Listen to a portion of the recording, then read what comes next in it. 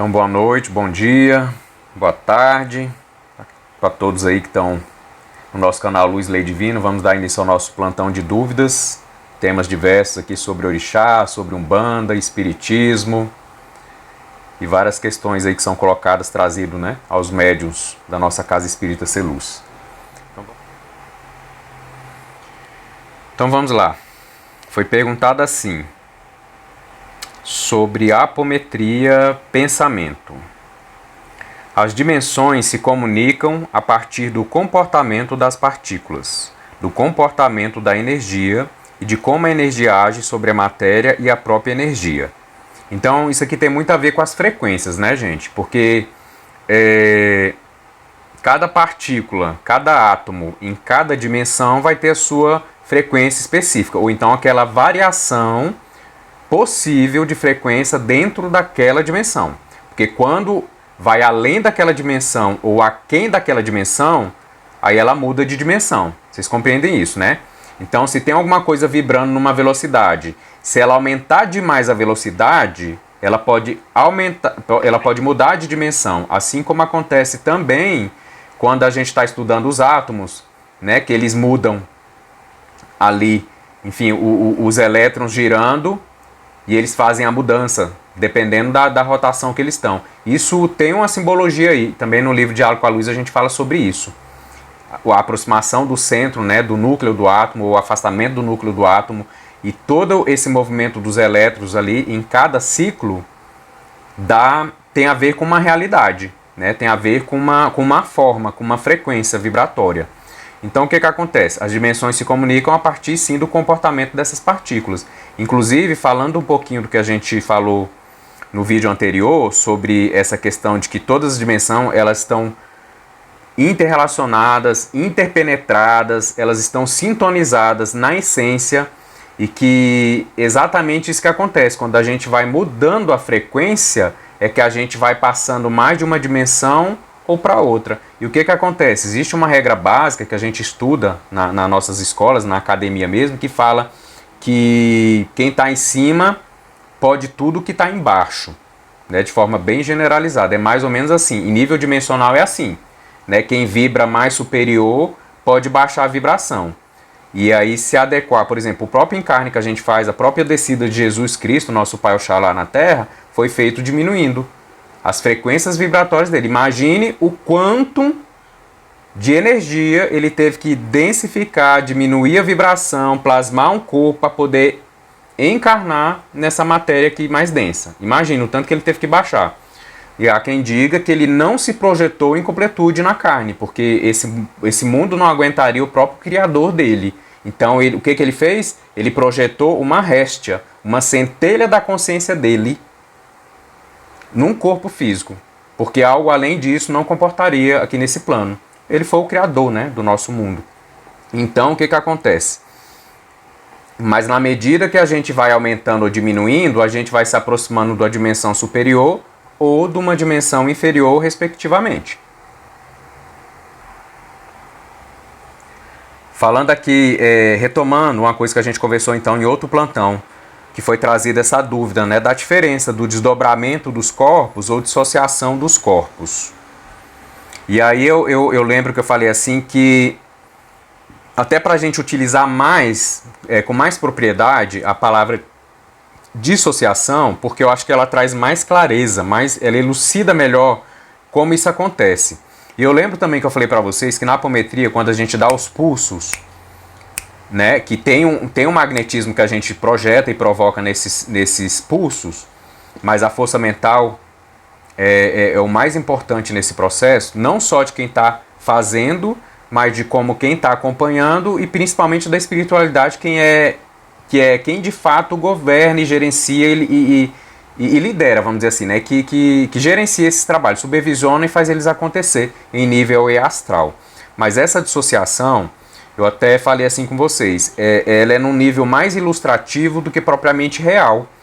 Porque, da minha parte, eu realmente não acredito que quando a gente dá os pulsos e a espiritualidade faz essa dissociação, que eles estão tirando um corpo de dentro do outro, igual na imagem que vocês falaram, padrinho, o corpo mental, o corpo emocional, eles são separados igual nessa figura? Não, não acontece isso. O que acontece é a mudança da frequência vibratória do médium que vai fazer o tratamento para entrar na frequência que aquele registro daquela desarmonia está. Então nós temos, como eu falei, nós temos vários corpos sutis, mas esses corpos, eles fazem parte de um corpo só. A gente divide isso, gente, para dar mais clareza na nossa compreensão, né? Mas uma coisa não se dissocia de outra. Então o que acontece? Se existe um registro desarmônico em algum corpo meu, em alguma faixa vibratória desse corpo, e esse registro ele vibra em alguma frequência, né? E onde está aquele meu corpo vibra em determinada frequência de uma vida passada que eu tive, quando a gente faz essa dissociação, é como se a própria espiritualidade estivesse fazendo a mente do médium, ou os corpos sutis do médium vibrar naquela mesma frequência para ele poder enxergar mediunicamente. Então eu estou ilustrando, né, para vocês entenderem melhor. Vou dar um exemplo um pouco mais claro. Para eu enxergar esse copo, estão vendo? Esse copo está na matéria, ele está vibrando nessa frequência. Para eu enxergar ele, a minha sensibilidade sensorial de visão tem que estar vibrando na frequência desse copo. Por isso que eu enxergo ele. Porque se esse copo tivesse astralizado, eu não poderia enxergar com esse meu olho físico. Eu teria que ativar a minha visão espiritual, que ela é que vibra na frequência. É como se fossem órgãos, né? Então o que acontece? Blenda. Então quando há essa dissociação, na verdade, o que eu entendo que a espiritualidade está fazendo é modulando a frequência do médium para que ele se projete na frequência de registro daquela desarmonia e assim consiga ver com clareza e fazer o tratamento ali naquela realidade. É como eu falo para vocês, se a gente analisar bem, por que não existe passado, por que não existe futuro? Porque na verdade tudo está no aqui e agora. Se eu vou no passado, se eu me lembro do passado, na verdade eu não estou voltando no tempo. Eu estou acessando alguma coisa que permanece em mim hoje, que eu trouxe para o presente. Então essa coisa, ela não está mais lá atrás. Eu não deixei ela lá atrás, eu trouxe junto. E é por isso que assim, é uma ilusão a gente achar que a gente voltou no tempo ou a gente foi no passado. O que a gente está fazendo é acessando um registro que está aqui agora, mas que foi criado lá no passado. Mas que eu trouxe para cá. E por outro lado, padrinho, como é que fica essa questão no futuro, então, da projeção para o futuro? Mesma coisa. Quando eu jogo para o futuro, aí a gente vai um pouquinho mais para a pegada da física quântica. Dentro das probabilidades, eu posso criar uma realidade. Mas agora, eu tenho como garantir que isso que eu criei no futuro vai se realizar? Não, porque depende do que eu vou fazer. Aí entra a parte da probabilidade, como o Moisés falou, da física quântica. Ou seja, nada é até que seja. Entendeu? Não tem como fugir disso. Então, a física quântica ela vai ficar nessa fronteira, além da fronteira, aliás, do que é. Então, se não é ainda, a gente não tem como prever. Então, vai ficar dentro desse limite, beleza? Então, assim, a dissociação é mais nesse nível de frequência vibratória, porque o nosso corpo, a dissociação realmente é em nível ilustrativo, de sintonização das frequências do próprio médium com o corpo sutil que vai ser tratado. Então, se a gente fosse pegar os nossos órgãos físicos, se a gente fosse dizer assim que... Vamos pegar assim que o nosso coração, o nosso fígado, o nosso pâncreas, o nosso rim, fosse cada um corpo perispiritual. Só para a gente ilustrar. Aí um médico que fosse fazer uma cirurgia no meu coração, ele vai ter que sintonizar com a realidade do meu coração. O médico que fosse fazer uma cirurgia no meu fígado, ele teria que ele sintonizar com a realidade do meu físico. Entende? Bem ilustrativamente falando. É como se os nossos corpos tivessem essa característica. Que pra gente tratar, vamos supor, nós vamos fazer uma apometria num paciente e o problema dele é de raiz e essa raiz tem um cunho emocional. Qual o corpo que a gente tem que ir? Emocional. Qual é a frequência que vibra o corpo emocional? Nessa frequência, dessa até essa, tá? Mas o corpo desse paciente emocional tá em que frequência? Entende? Então é mais ou menos assim. E aí ilustrativamente a gente fala que a gente está dissociando os corpos do paciente. Mas é uma ilustração. Na verdade, a gente está sintonizando as frequências das capacidades mediúnicas do próprio médium, da equipe espiritual, para atuar na frequência em que está aquele corpo e na frequência em que está aquele registro dentro daquele corpo. Ok? Assim, é muito complexo. Então é normal que a gente vai e volta, mas é como fala, cuidado também para a gente não expandir demais e não querer ir além do que a gente precisa saber por enquanto, tá? Então vamos lá. Então esse negócio de atravessar a realidade, eu estava falando um pouquinho de Chico Xavier. Então é dito aí para as pessoas que conviviam com Chico Xavier que ele tinha, em alguns momentos, ele perguntava para os colegas encarnados dele se aquela pessoa que estava ali era uma pessoa mesmo ou se era um espírito.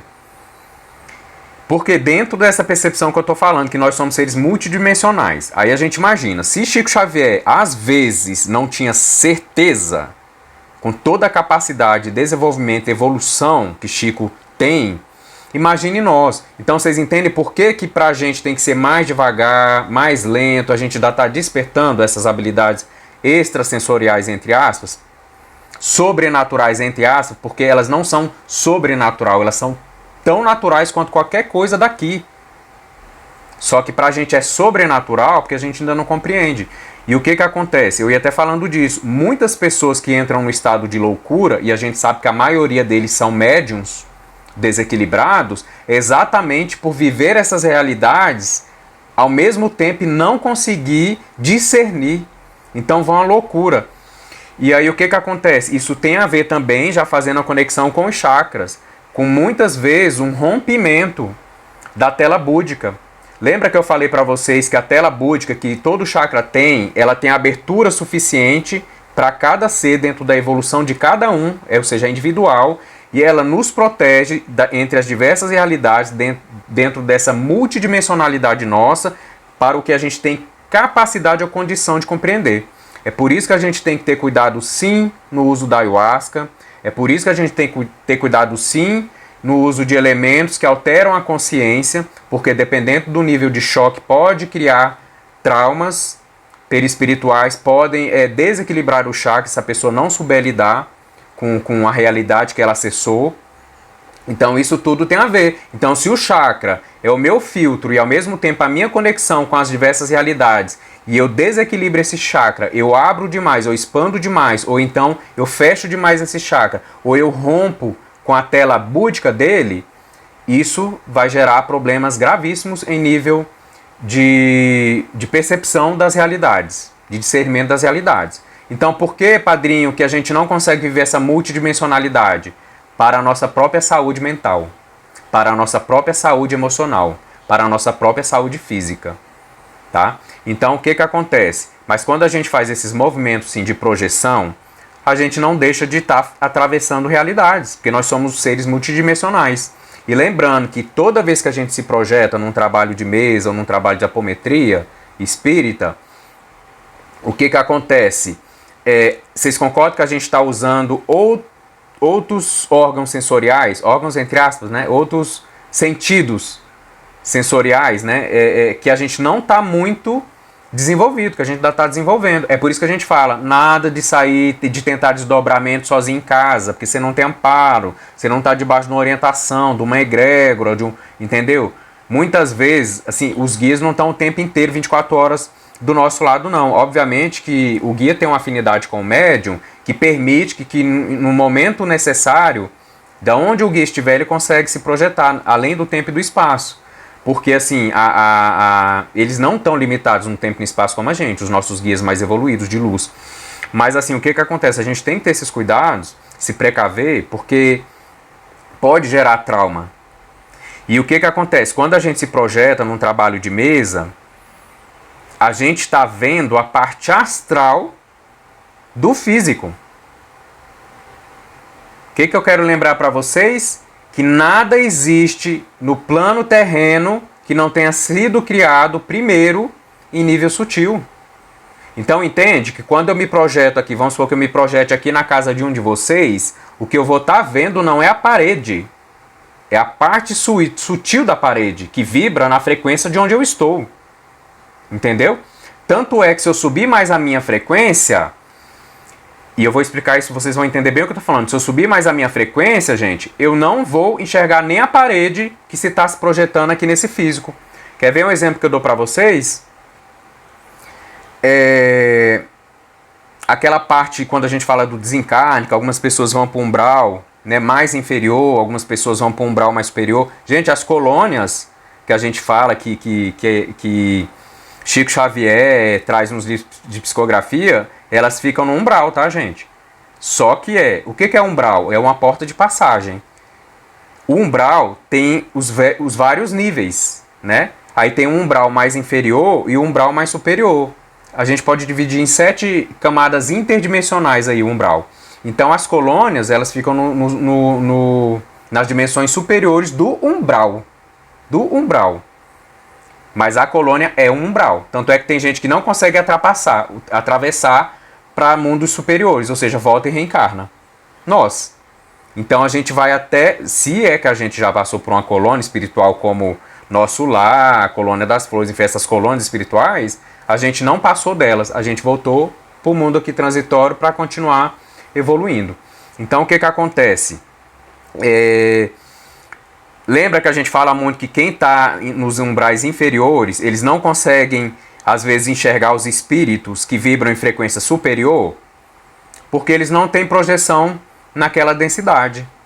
Não tem projeção naquela densidade. Então não tem como esses espíritos que estão vibrando e utilizando os sentidos deles mais densos, mais físicos, enxergar alguma coisa que está vibrando além da capacidade de sensorial dele de perceber. Então a mesma coisa. Por que, padrinho, que a gente não vê o mundo espiritual? Porque a gente não tem capacidade aberta, ampla, ou seja, a gente tem flashes de clarividência, flash de clareaudiência. Chico não, Chico vivia isso plenamente, porque ele já tinha discernimento, ele já tinha filtro, ele já tinha habilidade de não se perder nesse processo. E ainda assim, como eu falei, ele em alguns momentos perguntava para os colegas dele encarnados: ah, aquilo ali é um espírito ou é uma pessoa mesmo? Não, Chico, não tem ninguém ali não. Aí ele fala: ah, então tá, é um espírito. Ou seja, ele via da mesma forma. Então a gente precisa primeiro desenvolver essas capacidades aí. Ok? Acho que por aí tá bom, né, esse assunto.